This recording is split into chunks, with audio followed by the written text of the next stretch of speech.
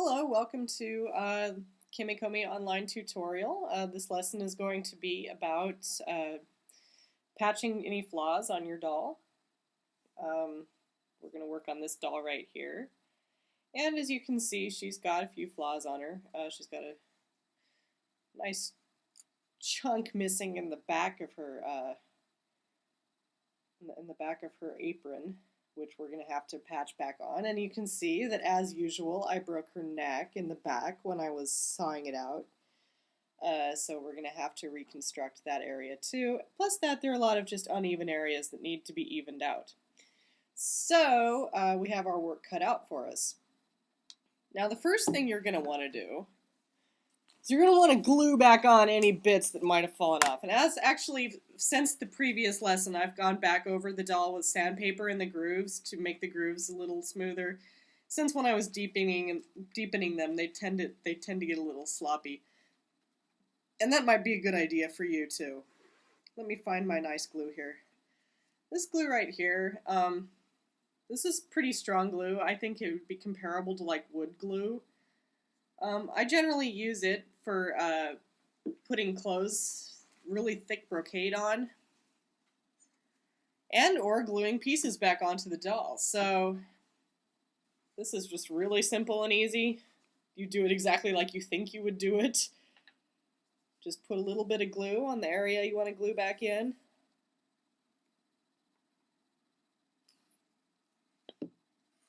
Yeah, you can use your finger or something to spread it around a little bit.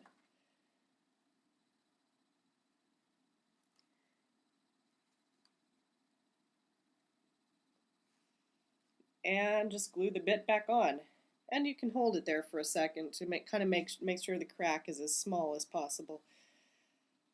Now, if you break bits off of your doll, don't throw them away. Even if they fall down inside it, it's always nice to turn it upside down, give it a little shake, because it's a whole lot easier to glue bits back in than to reconstruct them, as we will soon find out. So I think that's pretty stable. It'll probably fall off later, and I'll regret saying that, but anyway, so let's move on to the neck now. We've got a little preparation work to do here. So we're going to make our patching solution here. Got a little Tupperware. It's kind of dirty because it's had stuff in it in the past. And I got some of this glue right here, which you can get at, I think, Ichiban-kan and Kinokuniya probably sell it. If you can't find it, don't worry. You can use Elmer's glue for this too.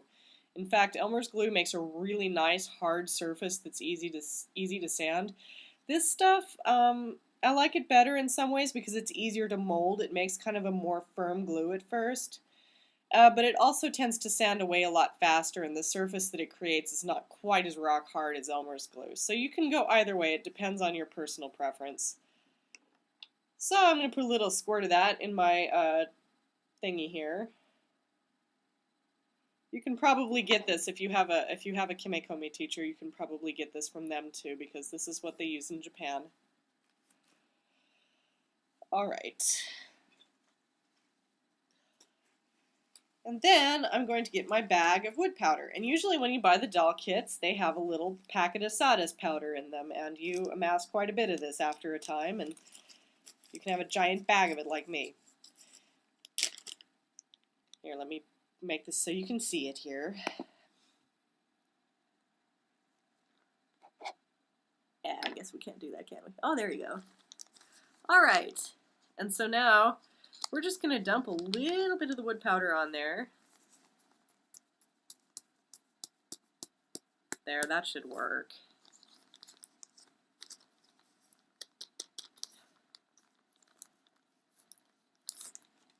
And I'm going to use my Kimekomi knife to kind of mash it around a little bit.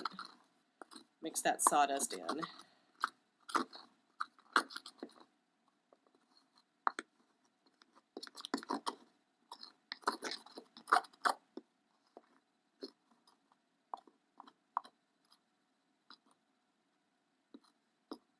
This is very, very fine sawdust. I wouldn't recommend just using any sawdust. Go ahead and use the stuff that came with the kit. I've tried making stuff with the sawdust they scrape off the floor at Home Depot, and it just does not work out very well. There we go. We got a nice thick consistency there. It's kind of got a kind of putty-like. This is the way you want it. It's not too gooey and it's not too hard. It's going to be fairly easy to mold it. So you can, if you have a nice little Tupperware like this, you can put a lid on it and save it overnight, which is nice. All right, time to start patching on our doll. I'm going to do the head first because it's most important here. And just get a little bit of that stuff on the end of my spatula. You might want to keep a wet washcloth handy so you can wash off your spatula occasionally, because it's really not nice to have a bunch of gunk on it, even though I always do. And it just makes it easier to work with.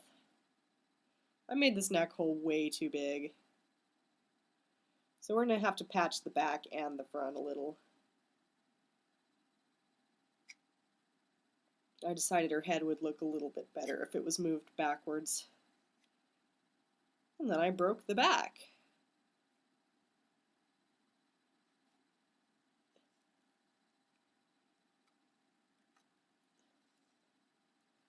And this glue is nice because it won't stick to your finger. You can stick your finger in there and kind of mold it a little bit.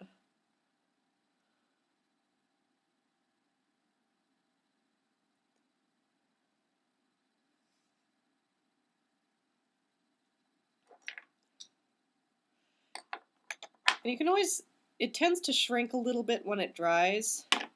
So I'm going to put a little extra on there because we can always sand it down, but if it's too little to begin with, we have to patch it again.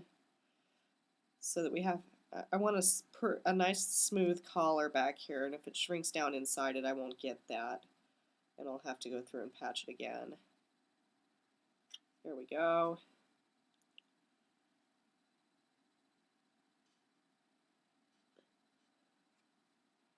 All right, well that's nice. You'll notice that I've cut off these lines here in the back, and that's worrisome.